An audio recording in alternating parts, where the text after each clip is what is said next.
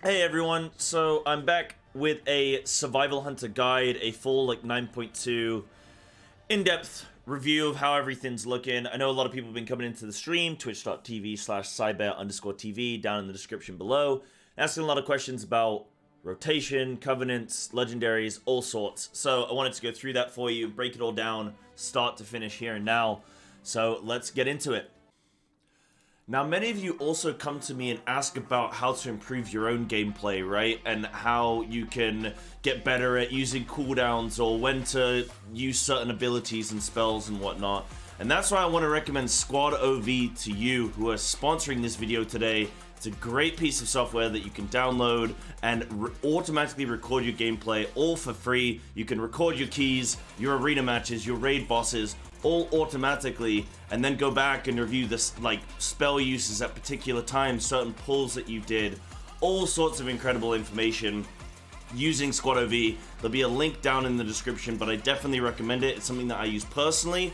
It's something that I think you would all really enjoy in order to review your own gameplay. Okay, cool. So starting things off, let's talk about stats and what you're going to be wanting. So right now, your main stat is haste. Like haste.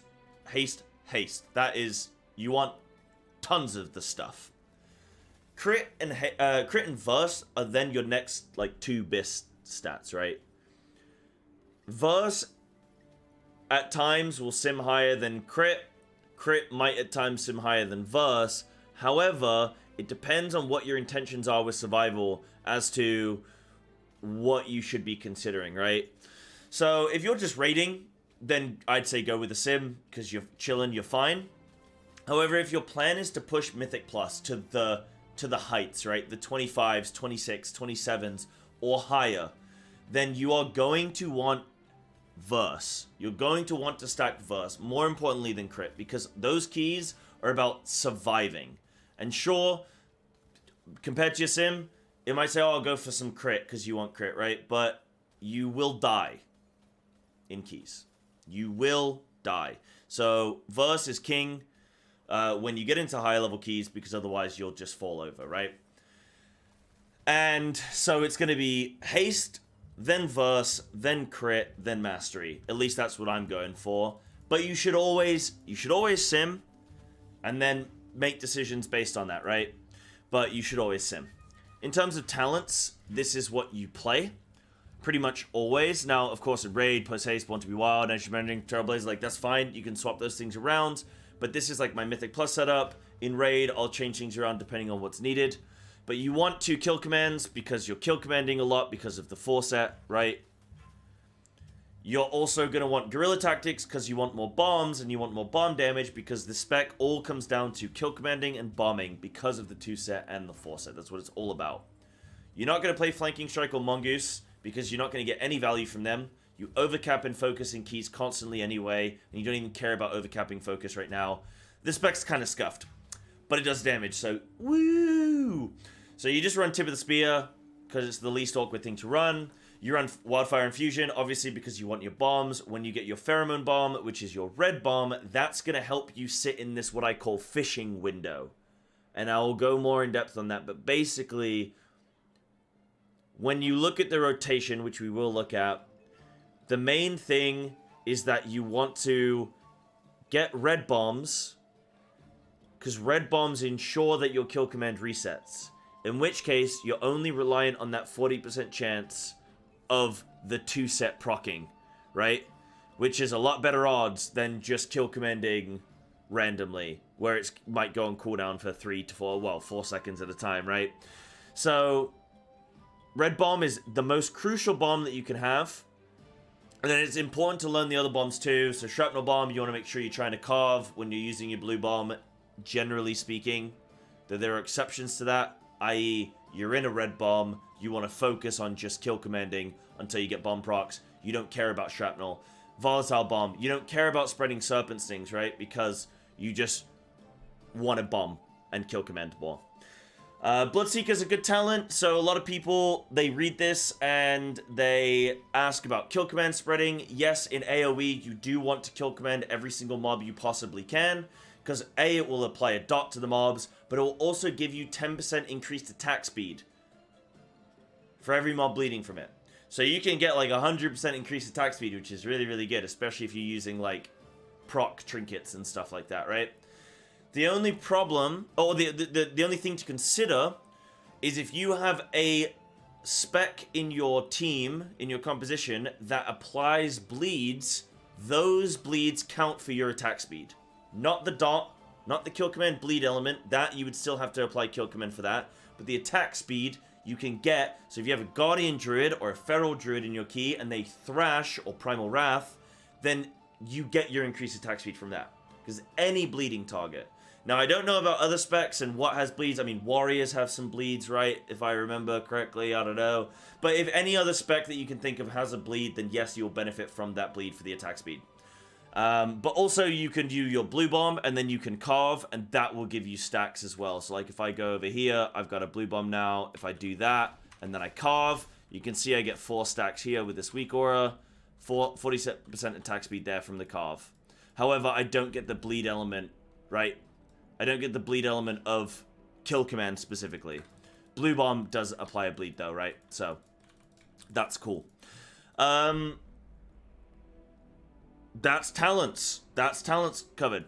In terms of covenants, you play Kyrian and you play Mechanicos in anything outside of Raid or anything outside of AoE, right? In Raid, you might still play Kyrian at times, but you're also going to be playing Night Fae, and you play a Dreamweaver build. But you go similar stuff, right? You still want Strength of the Pack, and you want the, like, Covenant one, right? So if you're Night Fae, you want the Covenant Conduit. If you're Kyrian, you want the Enfeebled Mark. But you play Strength of the Pack, and then you would play Dreamweaver. Pretty obvious stuff. And you'd run the, like, Haste Circle, the Dreamweaver Haste Circle that you stand in. That's what you're looking for. Mechanicos gives you stacking Haste here, which is really, really good. And you play this in AoE. But yeah, it's Night Fae for Raid. I guess in some keys you could in theory play Night Fae, though I don't think there are any that are really worthwhile. Even in Arden Wheel or in Mythic plus Missive Ton of Scythe, I still think that Night Fae falls short because there are too many instances with more than 4 mobs. Same with like Theater of Pain, right? But that's Soulbinds and stuff. In terms of Legendaries, so you always run Wildfire once you get the 2 set. You always run Wildfire. In terms of Unity, you can put it on a tier slot. I think the worst one is Legs. Yeah, so you want to put Unity on Legs. I put it on Boots because I wasn't sure where I was going to get my tier. I can, in theory, remake this on my Legs if I want to, which I probably will at some point. But right now, I don't have any Boots to replace them, so it wouldn't make any sense to do that. But eventually, I will replace Unity here, and I will put it on my Legs.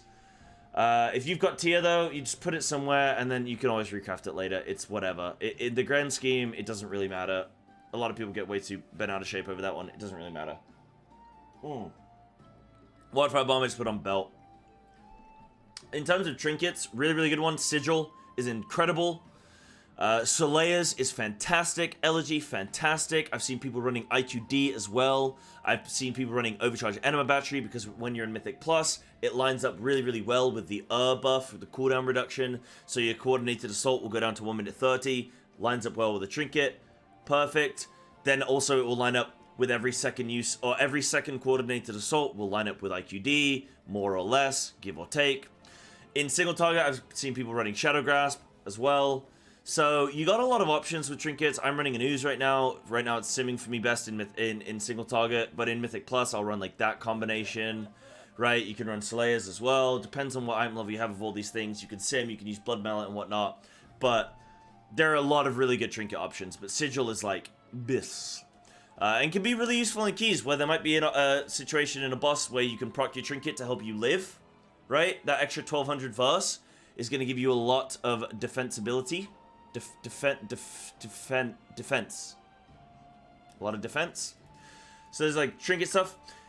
In terms of rotations then, so I'm playing Kyrian right now, so I'll show you kind of the AOE rotation, but what it comes down to is you're going through what I call fishing, or moments of fishing. You are looking to bomb as much as possible because your 4 set just does crazy bomb damage, and you want to just proc as many Mad Bombardiers as you possibly can to do more bomb damage. Bomb, bomb, bomb, bomb, bomb. That's what you care about all the time. So, And the way that you proc more bombs is to kill command. So your main two things are bombing and kill commanding. Now, you always want to save one bomb. And there are exceptions to this, but you always really want to save one bomb. Your tier set does not restore a bomb. It gives you, like, it restores a use of your bomb. So it incurs no cooldown. So you always have to have a bomb available to get advantage of that. If you're on 0 bombs and you proc with kill command, you have to sit and wait for your bomb to come back up. But there are times where, like, say you're in a pack of mobs and they're all going to die. You can double bomb and then fish for a proc and then carve. And then by the time you've done that, you'll have that bomb back up. And you might have, 10 mobs might have died there. So you can cheese some overall by, like, being a bit explosive with your bombs and then pulling it back with carve. But in single target, you can't do that because you're going to be waiting a long time for your bomb. So you don't want to mess that up in single target. In terms of, like, Serpent Sting spreading and stuff, I don't do that. What I do is whilst the tank is gathering mobs up, I'll Serpent Sting then at the beginning of a fight. And then if I proc a green bomb, then great, I get to continue those Serpent Stings. If not, big whoop, oh well. Raptor Striking, I will weave in on occasion.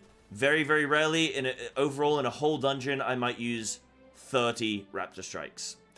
Carving is good, but you never want to carve during your red bomb. The most important thing, when you have your red bomb and you've used it, those like 6 seconds or 7 seconds, you just want to kill command and get procs.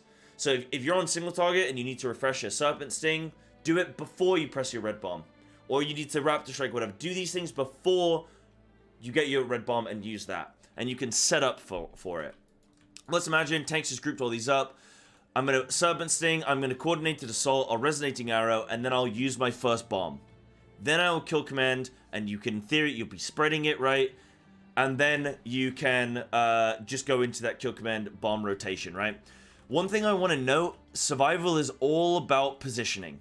Your bombs, the way that they throw out, right? They throw out at an angle that you're standing at. So if I'm standing here, pointing that way, this bomb is going to hit this mob and go out the back of it. Right? So it's going to hit everything from the back. So if you have like a mob on the side, if you're kill command spreading and you have a mob over here and the whole rest of the pack is grouped up here and you target this mob and then you get a bomb proc and you go, oh, bomb, and you bomb over here, it's not going to hit any of these mobs. So always make sure that you're ready for those bomb procs and you can adjust very, very quickly. If you use like a mouse over kill command spread or something like that, that way you can always keep your primary target. That would be a very good idea, though I don't personally use one of those. But just, you know, be aware of that kind of stuff.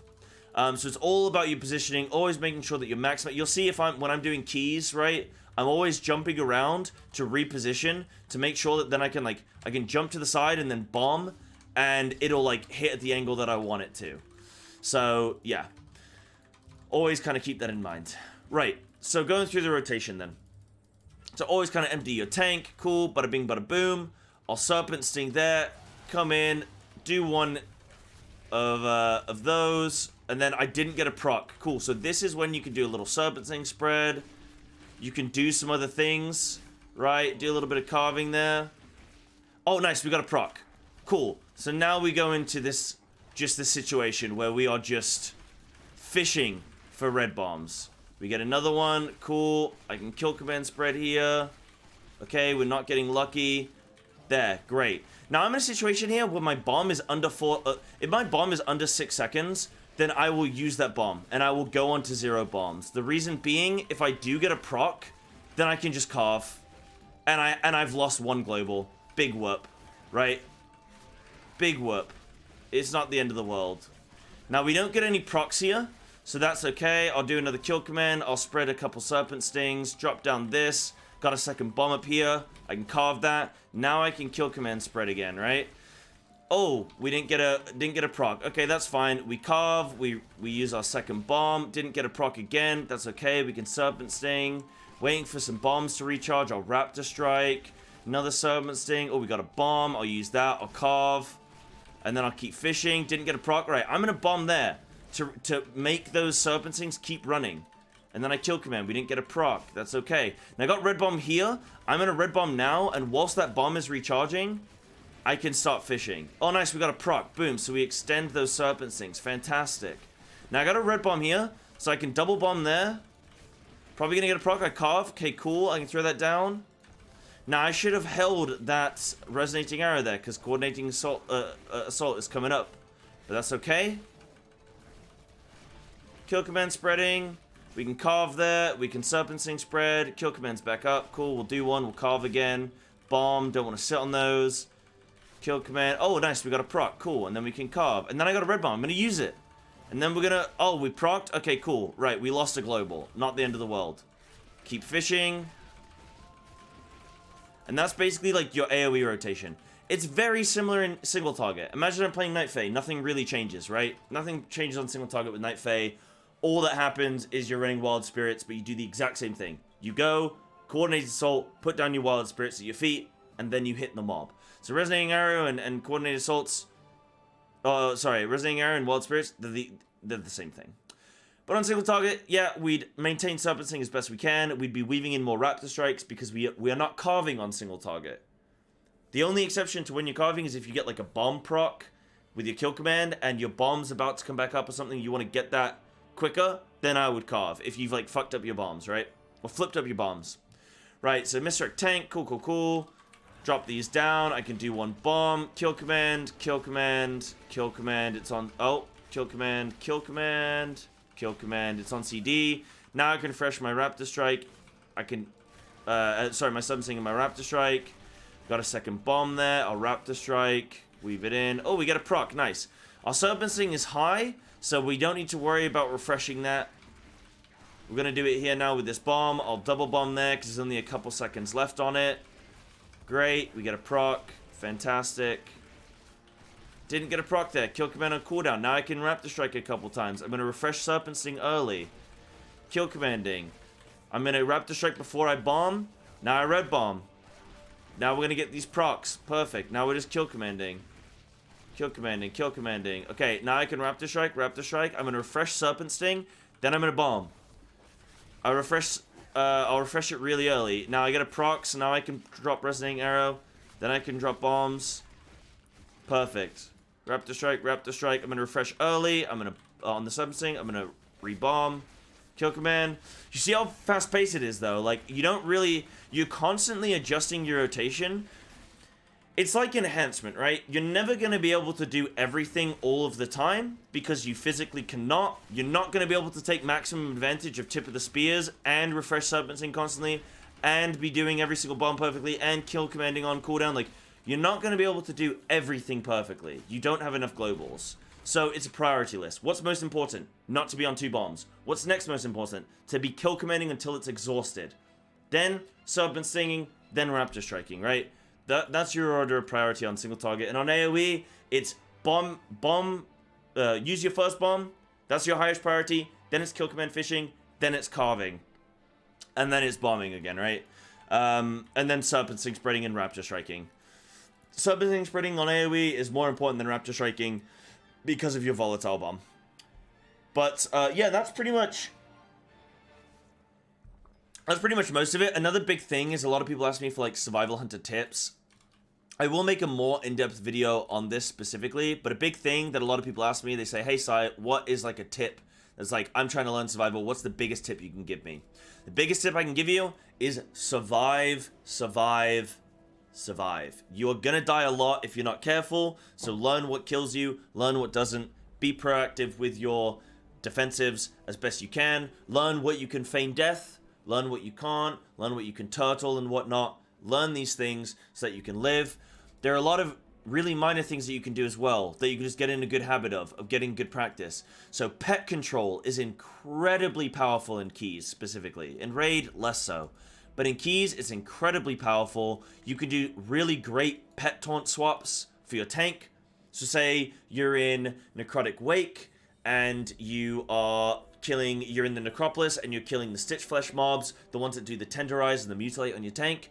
You can taunt right before the Tenderize comes through. So then it will go on your pet, which means your tank drops his stacks, which means your tank saves his CDs. He doesn't have to run away. Your healer saves externals. They can use them on you instead so that you can live the next mechanic.